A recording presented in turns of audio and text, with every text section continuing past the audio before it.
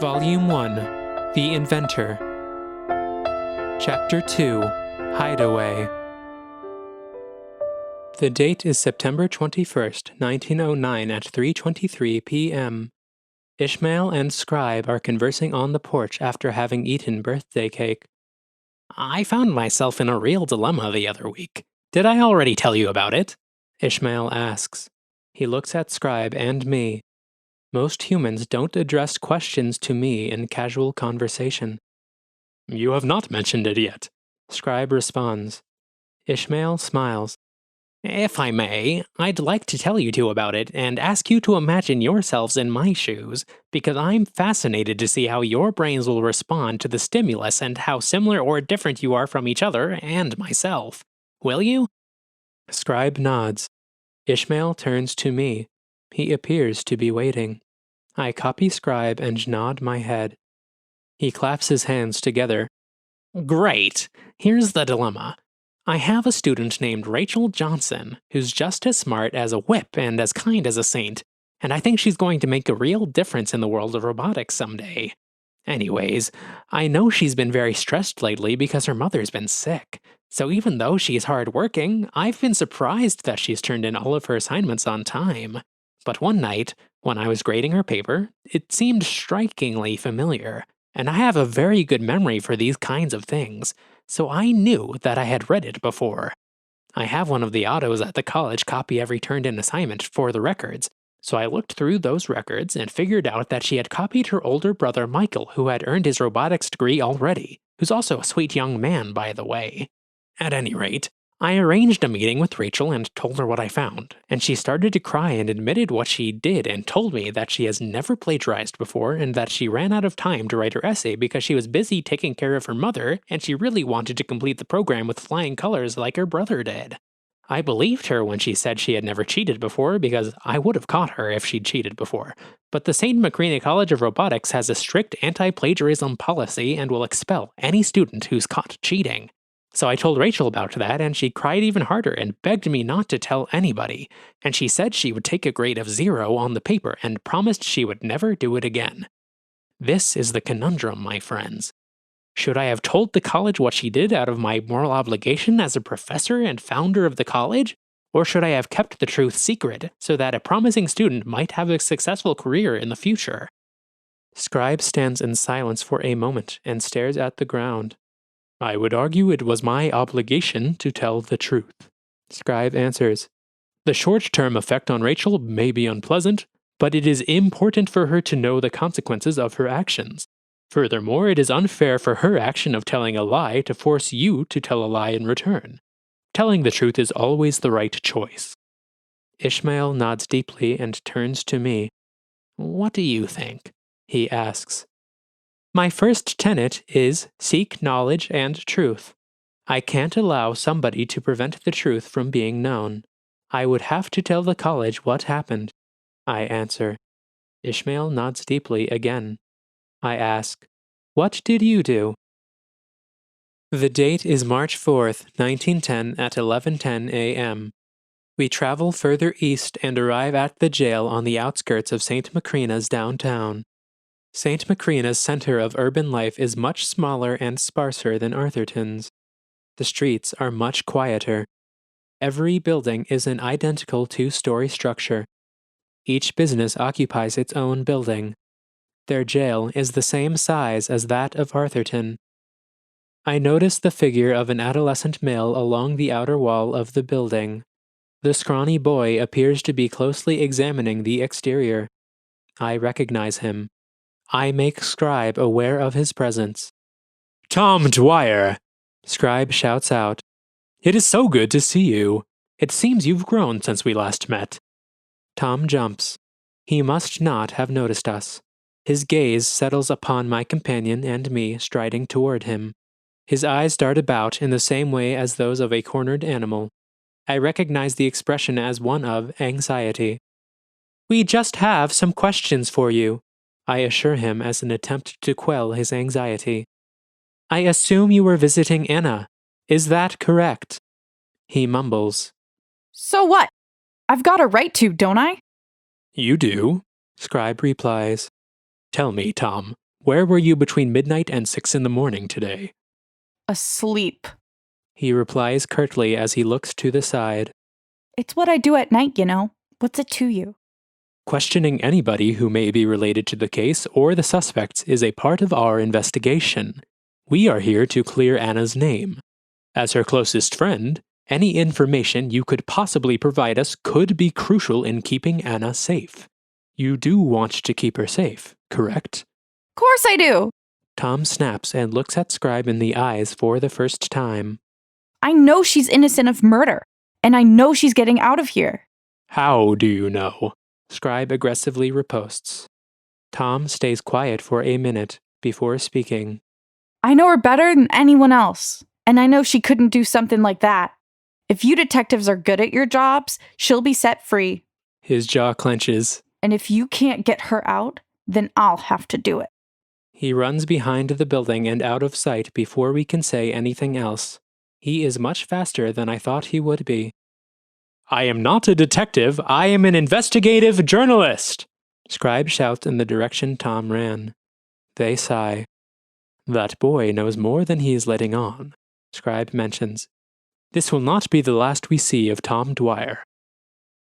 Anna sits against the windowless walls of her cell with hunched shoulders as we enter the room. Her posture straightens and she smiles as she lays her eyes on us. I am surprised that she is able to smile under the circumstances. Most humans I know wouldn't. I had a good feeling I'd see you two today. She greets us. Scribe smiles back at her. My reputation disallows me from letting an innocent person be punished for a crime they did not commit. Scribe's tone shifts as their eyes narrow. Anna, I need you to tell me the whole events of this case. Tell nothing but the truth, and spare no detail. Anna nods and takes a deep breath before she begins. Yesterday afternoon, around 3 o'clock, I attended the theater with my lovely neighbor, Madame Buxley. It was the premiere of her play, A Course in Crimson. She's quite the writer, you know. The play was marvelous and thrilling. It really was. I do wish it hadn't been quite so long, though. At 5 acts long, the sun had already set by the time it was over. I had planned to attend Madame Buxley's delightful celebration at her house, but I had to decline the invitation because I felt absolutely exhausted. I might have passed out at any minute. I made my way home, went straight to bed, and fell right asleep as soon as my head touched the pillow. The next thing I knew, awfully strange people woke me up and took me here very early this morning. All I've been told is that I'm a suspect in the murder of Isaac Ellison. I know it sounds downright peculiar, but that's truly all I remember. I have no memory of waking in the night, and as far as I know, I've never even met my uncle. Her brows furrow upward as she looks into Scribe's eyes. I really think Elda is the only person who believes me. Please tell me you do too. Scribe stares at the girl for a moment. I do believe you. I do not think you would lie to me. If you were indeed guilty, you would fabricate an alibi far more elaborate and convincing than simply sleeping through the crime. On top of that, it would be a major oversight on your part to leave the body lying out in your own parlor. Either you are innocent, or you are the worst criminal in the city. She exhales her bated breath. Thank you, Scribe. Your faith means the entire world to me. What I do find curious is that you slept through the sound of a bullet being fired. You have absolutely no recollection of a loud sound last night? Not even in a dream? She shakes her head. None at all. Papa can tell you that I'm a very deep sleeper, and I never dream. But I am truly shocked to hear that I slept through something like that. Did anybody feed you anything strange at the theater? Or offer you a drink? Everything I ate and drank yesterday was prepared all by myself in my own home before going to the theater. I had no food or drink at the play, and I didn't eat or drink anything when I got home because I was so incredibly tired. Scribe jots down notes in their journal for a while before continuing. What can you tell me about the murder weapon? We've been informed it was an Ellison revolver. That thing has been in my family for many decades. My papa's father was an inventor too, you know. This particular gun was a prototype version of the one police all over the Republic use today. The invention of the Ellison revolver started our family's fortune. Papa never really liked the fact that the money he inherited was made from something violent like a gun, but he has tried to use all that money for good, and he's kept the prototype hidden away. In a safe behind the family portrait? That's right. I suppose the secret's out now. Who knows the combination to the safe? Only Papa and myself. Papa told me only for serious emergencies. Have you ever shown the weapon to anybody? She hesitates before she answers. I really hoped that you wouldn't ask that question, because I can't lie to you. Scribe leans closer to her. Ana, we need all of the facts of the case in order to let the truth be known and justice be served. I promise you that nobody who is innocent will be harmed. Who have you shown the Ellison revolver? She purses her lips for a moment. She lets out a sigh. Tom Dwyer. But Scribe, please don't treat him like a criminal. I trust him as much as I trust you. He might act tough to you and the police, but he really cares about good people. I understand. Scribe comforts her. When and why did you show the revolver to Tom? It was yesterday morning before I prepared for Madame Buxley's play. We often spend time together in the mornings before he works at his mother's storefront. Anyways, that morning he asked if he could see it. Tom is a really great shooter. Nobody else in this whole town has such good aim. So I understood why he wanted to see the revolver. Honestly, I was surprised he had never asked to see it before. I trust Tom with my life, so I had no problem showing him where we kept it. But I didn't tell him the combination to the safe. I showed him the weapon and let him hold it. Then he asked if he could practice shooting with it. I had been with Tom while he had practiced shooting, so I said yes. We went to the backyard where there's a forest with no people, and I showed him how to use it. I had never shot it before, but Papa had shown me the schematics, so I knew how it was supposed to work. He fired a few rounds into the trees for a while, until he could always hit any spot he pointed to. It was really amazing how fast he got it. Papa says that the police in training need a whole week to get a hang of it. After that, he had to leave to help his mother. I cleaned the revolver and put it back where it belonged. Was the weapon missing any bullets when you put it away? No. Tom reloaded it when he was done. I didn't want Papa to know I had taken it out because I was afraid he'd be very upset with me. There's no point in hiding it now, I guess. She looks at the floor at the end of her sentence. Scribe contemplates her statement. They scribble in their journal. I have one more question, Ana. Has anybody else come to see you here today? No.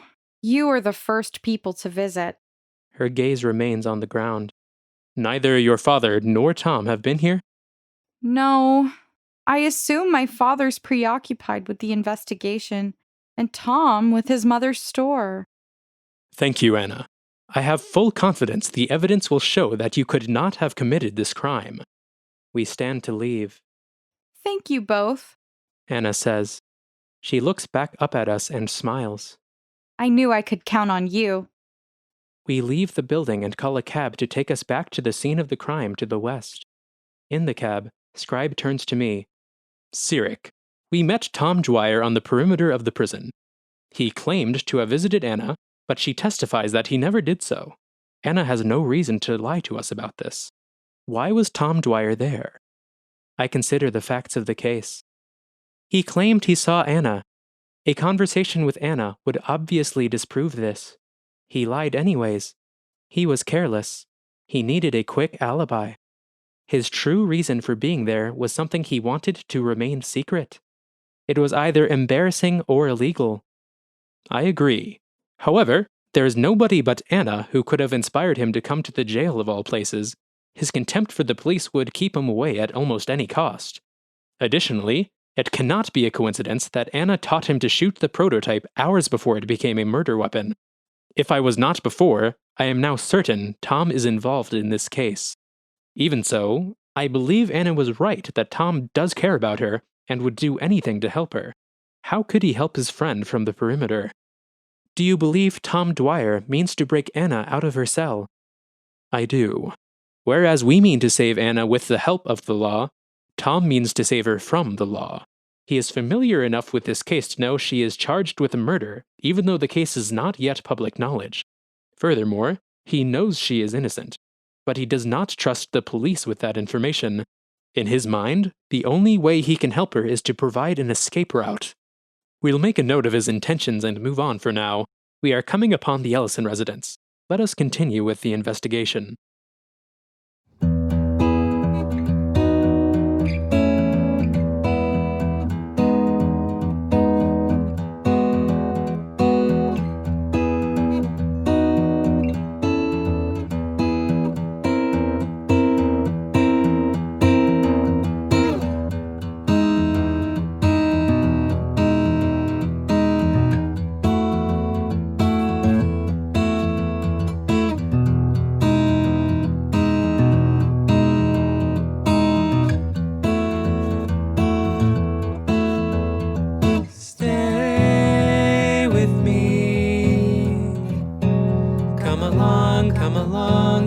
We can go anywhere at all. You're safe with me. Lead the way, lead the way. We can stay in our own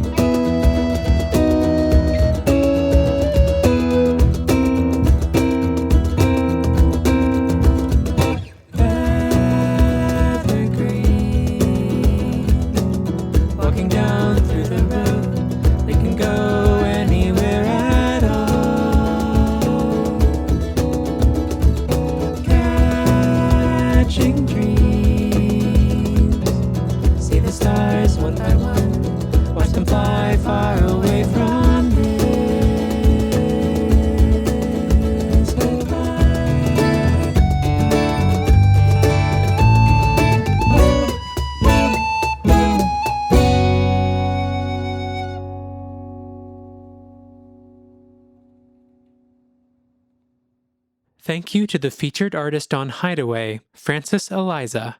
Go to franceseliza.com for more information on where to follow and listen to her. Remember to subscribe to us wherever you are listening, and visit AutoSeesAuto.com to find our Facebook, Instagram, and mailing list sign-up. Auto Sees Auto is 100% patron-funded. If you'd like to support the program and receive exclusive merch and downloads for as low as $5 per volume, please visit patreon.com/AutoSeesAuto. The date is March 4th, 1910 at 12:17 p.m. Elda informs us that Madame Buxley is available for questioning when we arrive. We walk to her homestead across the way from the Ellison residence. The Buxley house is a mansion with large white columns at the entrance. It dwarfs the Ellison house by comparison. We are greeted at the door by Madame Buxley's auto. They are roughly the same height as Scribe at 6 feet tall. Their thin arms reach to the floor. Their skinny legs take up most of the space a torso would have occupied in a human. Salutations. I am Bot of Buxley.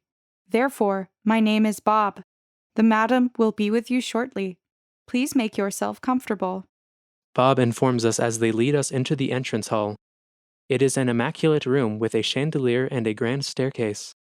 The walls are lined with portraits of a woman who looks like the younger version of the Madame Buxley I met at Ishmael's birthday party. Madame Buxley must be quite wealthy, I acknowledge to Scribe once Bob leaves the room.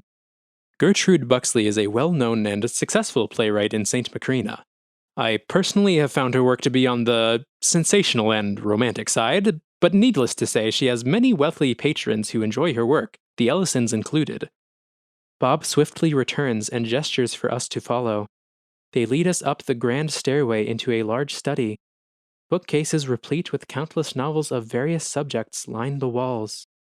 A smaller and older version of the woman in the paintings sits at a mahogany desk at the back of the room. She is adorned in a maroon velvet dress and much jewelry. She is indeed the woman Scribe and I met briefly at Ishmael's birthday party. Madame Buxley, begins Scribe, it is the highest honor of myself and my associate to meet once again with the author of the Herschel Storn series of plays. Storn's investigations inspired me to become the journalist I am today. You may remember that my name is Scribe, and this is my case investigation robotic inquiry companion, Ciric. We would like to ask you some questions regarding the Ellison case, if you would kindly grace us with your time. I feel confused. Scribe, I intervene. You said earlier that you found Madame Buxley's work to be on the sensational and romantic side. What is the truth? Scribe's eyes widen and their teeth clamp together. Their lips part and the corners of their mouth spread upward. It must have been a smile. It didn't look like Scribe's normal smile. The madam raises one eyebrow as she looks at my friend and me. I did say that, I suppose. Thank you, Ciric. Scribe continues to glare at me. Scribe winks at me with the eye that Madame Buxley can't see before turning back to our host. Of course, I meant those words in the most complimentary sense. I enjoy romance, and I meant sensational as in amazing and astonishing. All good mystery stories are both of those things, are they not? Scribe instructed me many years ago that a wink was a code between the two of us. It means that Scribe is about to tell a lie that will help us to seek the truth. I can't understand how one could seek the truth by subverting the truth. I have reason to believe in Scribe's methods despite my lack of understanding. They have never failed in uncovering the truth. Seeking the truth is my primary tenet. Following Scribe's instructions is my tertiary tenet. Allowing Scribe to tell a lie ultimately fulfills my primary tenet and my tertiary tenet. My! You do know how to impress a lady. She smiles and fans herself with her hand. Her many rings make a clinking noise that sounds like my legs when I run. Do ensconce yourselves here. I pray you've not awaited me for long. I'm quite the occupied lady, especially now with this investigation, but I dare not rebuff an opportunity to interface with a genuine detective. I am not a detective. I am an investigative journalist. Scribe hastily corrects her. She shrugs. Then you are a detective and an author. All the more reason I should desire to engage you in my valuable time. Scribe smiles. Of course. We do appreciate your time, Scribe assures her. They take a seat and motion for me to do the same. I would like to hear what happened between you and Ana yesterday. Ah, yes, of course. That unfortunate young lady. I don't regard her as capable of such atrocities, but the evidence would suggest otherwise. Yet, I have no alternative but to disclose the reality of yesterday's occurrences, even if my admission contradicts her innocence. I'd be a hypocrite of Brobdingnagian proportions if I discombobulated an investigation the way Storn's adversaries would. Indeed. Scribe consoles her as they tap their fingers on their journal. All we need from you is the truth. We will sort out who is innocent and who is not. Your story, please. She laughs. Yes, of course! You must oblige me to digress from time to time at my age. She sits up in her chair as her smile vanishes. Ana Ellison arrived at my abode in the hour of 3 o'clock yesterday to accompany me to the debut of my newest work, A Course in Crimson. It is my crowning achievement. I hope you will have the opportunity to attend a production once this investigation ends. The drama ended in the hour of 8 o'clock in the evening. I kept company with Ana for the entire performance, and throughout the evening, the unfortunate girl appeared to be unequivocally fatigued by the end. I appreciate the toll my stories can have on an audience. Such a reception to my narratives is not exceptional. She escorted me back to my dwelling for the premiere celebration. She had intended to attend the party as well, but she pardoned herself to go to her own residence and slumber. That girl does require a proper amount of rest, so she was excused for the night. I witnessed her ambulating right across the way and entering her house. I'm afraid to admit, that was the last I saw of her. Scribe scrawls in their journal. We've been told that you were a witness to the crime as well. Is that true? She sighs. Referring to me as a witness is a gross overstatement. In the hour of midnight, while the celebration was proceeding, I did observe a coruscation of light that seemed to originate from the Ellison residence. I thought nothing of the event at the time. I theorized the phosphorescence came from the professor's old camera and continued my evening. It's conspicuous to pose for a photograph so late in such dark lighting, but the professor has done more abnormal things since I've known him. I speculated that his daughter might be following his example and conducting some bizarre experiment. Did any sound accompany the flash of light? No. The Ellison house is not so close that a loud sound in a well-insulated building like theirs would be particularly noticeable, especially while bacchanalian frivolities distracted me. I see. You have made your story perfectly clear, as might be expected of a writer like you. I believe we have all the information we need, for the time being. I give you the utmost thanks on behalf of myself and Ciric, from the bottom of our hearts. It has been the greatest pleasure speaking with you. She blushes. You flatter me, Scribe. It is my privilege to help you crack the case, or so the adage goes. How exciting it is, as if I were within one of my very own plays. We bow our heads and make our leave. Bob follows us out to the entrance hall. They bid us farewell at the door. Thank you for your visit. Have a nice day. Scribe stops Bob from leaving us by interjecting, Actually, Bob, would you mind if we asked you some questions before we go? Bob stands at the entrance. Of course. I'm not used to being questioned, but it is my duty to serve the madam and her guests. You are still guests until you step off this property. Very good. Were you in attendance at Madame Buxley's party last night? Of course. I aided the madam with any actions necessary to help the evening run smoothly. Can you confirm that everything Madame Buxley told us was the truth? I did not attend the play yesterday, but I can verify that the madam told the truth regarding everything that happened at this house. Ana Ellison left with her, came back with her, and then left for her home for the night. The madam was here all night, and a flash did occur around midnight, The only fact she got wrong was that there was a sound that accompanied the flash. It was quiet enough that she could not hear it, but an Otto like myself could hear it. What did it sound like? It wasn't loud enough for me to say with certainty. It was a very short sound. The missing high frequencies and the low volume suggest to me that the sound came from inside the house. Scribe amends the notes in their journal. How late did the party go? The party ended at about 4:00 a.m. How were you able to stay up so late, with no sunlight to energize you? My battery can store energy for later, so I was inactive while the madam was at the play. I was able to charge the battery in her absence without using any energy, and was then able to use that energy to stay up for the event. I can verify that nobody was here while I slept, as I would awake as soon as somebody stepped foot onto the property. I see. So you witnessed the flash of light yourself? I did. I am not needed outside of my house very often, but the madam needed me outside occasionally for her party last night as the guest wandered inside and outside the house. Not being used to the outside world, especially at night, I did not know what was normal or abnormal. I had no reason to think the flash was suspicious. That is understandable. There is no reason you would understand the outside world if you were never allowed into it. Scribe's fingers tap on the outside of their journal. Unusual or not, did you notice any other occurrences at the Ellison residence? Perhaps anything that Madame Buxley did not witness? Bob pauses for a minute. Yes, there was one thing.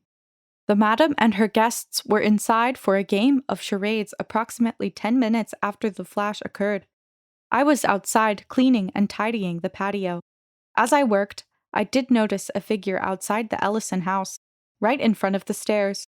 It appeared to be hunched over, breathing heavily. Next to it, there was something like a large bag on the ground. Did you recognize the figure? No, I only recognize those who have been to the Buxley residence. Whoever they are, they have never been a guest of the madam's. Can you describe the figure? It appeared to be a male in his teenage years with a fairly petite frame. Do you have any guesses as to what was in the bag, or what the boy was doing? I do not. I only had a brief glance before the madam called me inside for other duties. Scribe stands still and gazes toward the Ellison house before writing in their journal. Thank you, Bob. You have been a great help. That is all we need from you at this time. Bob gives us a short bow before retreating to the house. Scribe and I begin walking back toward the Ellison residence. Scribe, I begin, do you suppose that figure was Tom Dwyer? I do, Scribe answers. They stop walking. I do the same. Madame Buxley and Ishmael Ellison are close. Most guests that could be about the Ellison residence will have been to the Buxley residence as well, so Bob would have recognized them. This area is fairly remote. Only people who have already been here will know its location. Only a friend of Anna's would have visited the Ellison residence and not the Buxley residence, and the description of a young petite male narrows it down to Tom. Furthermore, the bag and heavy breathing explain the drag marks you found. Although petite, Tom is a strong young boy. Whatever was in that bag must have been of considerable weight. It is our next task to determine the contents of that bag and the reason for Tom's presence. We need to examine those drag marks. Scribe stops speaking as the sound of footsteps come from the Buxley residence. A small figure slowly comes into view and walks toward us. A detective like you must have predicted that I could not resist the temptation to accompany you on your expedition, Madame Buxley says as she approaches with a smile. I am an investigative journalist, Scribe whispers quietly. Thank you for listening to Otto Sees Otto. Remember to subscribe to us wherever you are listening, and visit AutoSeesOtto.com to find our Facebook, Instagram, and mailing list sign-up. Otto Sees Otto is 100% patron-funded. If you'd like to support the program and receive exclusive merch and downloads for as low as $5 per volume, please visit patreon.com/AutoSeesOtto. Thank you to Robin and Glenn Cameron and the rest of our wonderful patrons for making this program possible.